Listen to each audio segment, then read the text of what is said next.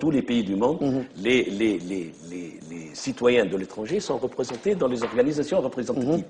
Moi, ce que je reproche à madame, c'est que vous, en France, par exemple, vous n'aurez jamais un vice-président d'Assemblée qui vient Qu'en savez-vous? Ben, ça n'existe pas, parce que c'est une minorité.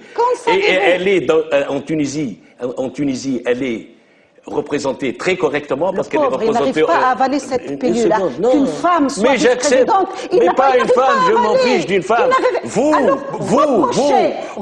pas une femme, vous en personne, vous n'êtes pas du niveau pour être vice-président de l'Assemblée. Voilà le pauvre, il a... Si vous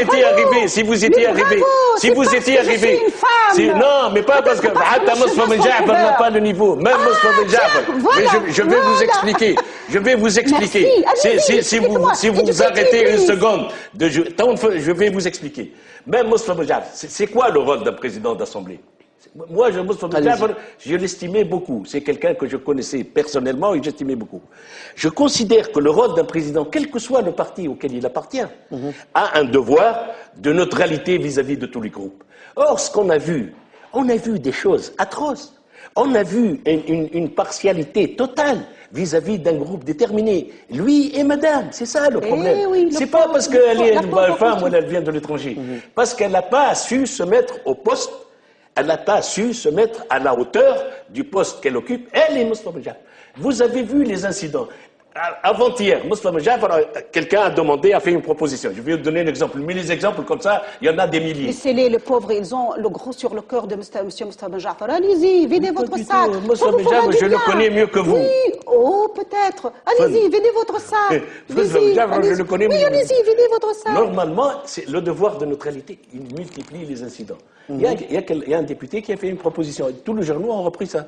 Il a fait une proposition sur un sujet, l'article 1er et 2, c'est vraiment banal. Et normalement, celui qui fait une proposition explique pourquoi il fait cette proposition. Il lui a dit non.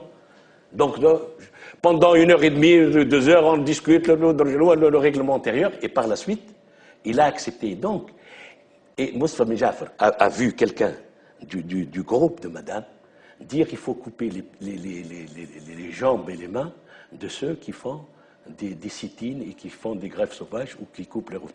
Moi, je suis contre ceux qui coupent les routes et il faut sévir contre eux, comme qu'il faut sévir contre les salafistes. C'est pas vrai, elle essaye de mettre des choses.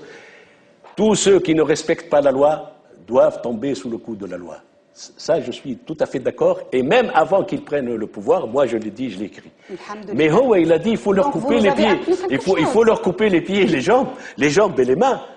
Et sur une référence islamique assez minime, c'est pas Et le président de l'Assemblée lui a dit, merci, monsieur le député. Alors que son devoir lui dictait de lui dire qu'ici, nous sommes encore dans une république civile et qu'on ne coupe pas les pieds et les mains. On sévit selon le droit, selon les règles et selon... On va passer à nos sujets.